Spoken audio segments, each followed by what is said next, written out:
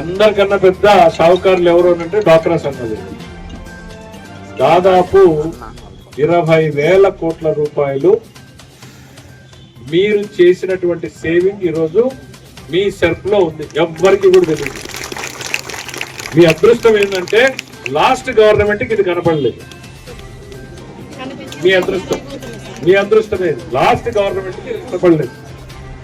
ఈడ ఉద్యోగస్తులు చాలా మంది ఉన్నారు, వాళ్ళు కూడా మీ మాదిరి పెట్టుకుంటారు పిఎఫ్ సేవింగ్ అని, ఆ కాంట్రిబ్యూషన్ ఈ కాంట్రిబ్యూషన్ అని.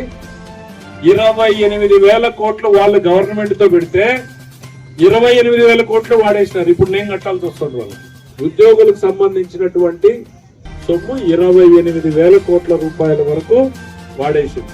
మీ అదృష్టం బాగుండి ఈ డబ్బులు కనపడిందంటే ఒక్క నయా పైసా కూడా మీకు మిగలదు.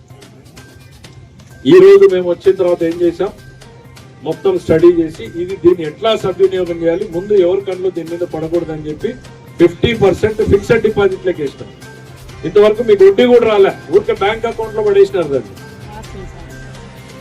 బ్యాంక్ అకౌంట్ లో పడేసిందంటే రూపాయి వడ్డీ కూడా రాలా. సో మనం ఒక డెసిషన్ చంద్రబాబు నాయుడు గారితో మాట్లాడిన తర్వాత, సరే ముందు డబ్బును ప్రొటెక్ట్ చేయండి, తర్వాత దాన్ని సద్వినియోగం ఎట్లా చేసుకోవాలో చూద్దామంటే 50% ఎఫ్డీలకు వేసాం. మిగిలిన 50% మీకు రకరకాల రూపంలో తిరిగి మీకు సహాయం చేయడానికి ఈరోజు ప్రణాళికలు ఏర్పాటు చేసుకుంటున్నారు. సో రాష్ట్ర ప్రభుత్వం టాప్ ప్రయారిటీ ఈరోజు డ్వాక్రా. ఇక ఉరవకొండకు వస్తే, నా గెలుపులో కీలకమైన పాత్ర వహించింది ఉరవకొండ నియోజకవర్గంలోని ప్రతి తల్లి చెల్లి అనే కూడా నేను పడుతున్నాను. చాలా మీటింగుల్లో నేను చెప్పినాను, 30 ఏళ్ల రాజకీయం అంటే సామాన్యమైన విషయం కాదు. అందులో 30 ఏళ్ళు ఎక్కువ కాలం ప్రతిపక్షంలోనే ఉండడం అంటే ప్రజలకు ఎంత నమ్మకం ఉంటే అన్నిసార్లు ఓటేస్తారో ఒకసారి గుర్తుపెట్టుకోండి. ఈ కాలంలో ఒకసారి చూస్తేనే అప్పుడు దండికి చూస్తాం నేను సార్లుగానే అనే స్టేజ్ లో ఇన్నిసార్లు గెలిపించినారు అని అంటే మా పిల్లోడు బాగుంటే రేపు పొద్దున మా జీవితాలు మారుతాయి అనేటువంటి ఒక నమ్మకంతోనే వాళ్ళు అవుతారు.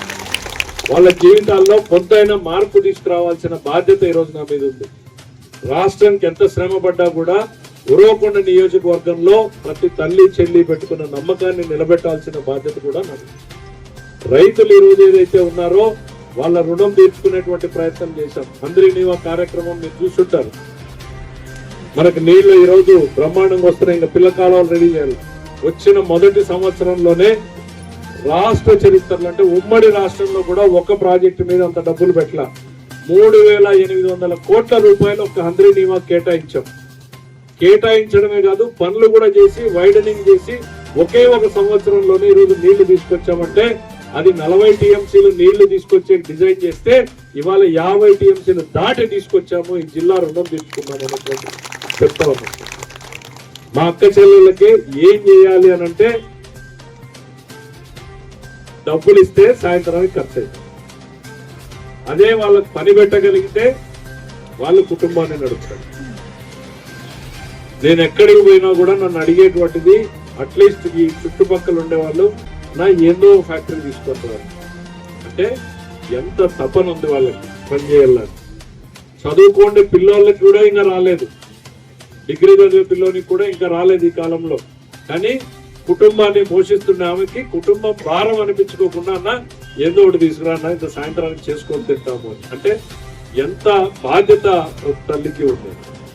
నేను చెయ్యని ప్రయత్నం లేదు. మన అదృష్టమా దురదృష్టమా చెప్పలేము. ఏంటంటే పోయిన 5 ఏళ్లలో కూడా మనం 3 ఫ్యాక్టరీలను ప్రయత్నం చేస్తే బెంగళూరు నుంచి బయలుదేరి ఉరవకొండ వరకు వచ్చి చూస్తారు. రిటర్న్ పోయే లోపల సార్ అనంతపురం నుంచి బెంగళూరు ఈ మధ్యలో ఏడన్నా ఉంటే మాకు చెప్పండి సార్.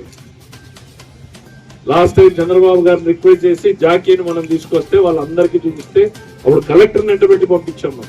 వాళ్ళు వచ్చి ఫైనల్ గా మాకు ఆ రాప్తాడు పక్కన ఏడన్నా ఆడ చూపించండి. వాళ్ళు అట్లా ఎయిర్పోర్ట్ దిగి వాళ్ళ సౌకర్యం మనం కాదనలేదు, ఎయిర్పోర్ట్ దిగి వాళ్ళు అట్లే పోవాలని వాళ్ళు చూసుకుంటున్నారు. నిన్నటికి నిన్న కూడా మీరు ఫోటోల గ్రూపుల్లో కొంతమంది చూస్తుంటారు. పెద్ద కంపెనీని భారతదేశంలో కంపెనీని అడిగాం, నాకు పెద్ద పెద్ద స్టీల్ ఫ్యాక్టరీలు వస్తాయా, చిన్న కంపెనీలే చాలు, వస్తే నాకు ఓన్లీ ఉమెన్ కి ఎంప్లాయ్మెంట్ ఇచ్చేటువంటివి కావాలని వాళ్ళతో కూడా ప్రయత్నం చేస్తున్నాం నిరంతరం. మనం ఒక పక్కకు ఉండడం మనకి ఈరోజు డిసడ్వాంటేజ్ గా మారింది. సరే మన నీళ్ళని చూపించన్నా వీళ్ళకి ఏమైనా టెంప్టేషన్ వస్తుందేమో అని మన PABR dam, NPR dam, Raymond వాళ్ళని తీసుకొచ్చాం. కలెక్టర్నే పెట్టి ఎస్కార్ట్ చేసి చూపించాం. వాళ్ళు వచ్చారు, మళ్ళా తిరిగి వాళ్ళు ఎక్కడ పోయినారు, బడక్చెరకు పోయినారు. ఏమంటే మాకు బెంగళూరు దగ్గర ఉంటుంది. సో కానీ అట్లని నేను ఎక్కడా కూడా వదిలిపెట్టే ప్రసక్తి లేదు. వాళ్ళకి రాకపోతే మనమే 4 షెడ్లు వేసన్నా కడదాం. ఇక్కడ అయినా మీరు రూపాయి పెట్టద్దు, వచ్చి షెడ్లలో మీరు మిషన్లు పెట్టుకొని బట్టలు కుట్టుకోండి, లేక ఇంకో పని చేయండి అని గవర్నమెంట్ నుంచి చేయించాలనేటువంటి దృష్టి. ఎందుకనంటే సరేలే నాకు బరువు తగ్గుతుంది కదా అని టెంప్టేషన్ కన్నా మన వైపు చూస్తారు. సో ఇన్ని ప్రయత్నాలు చేస్తా ఉన్నాం.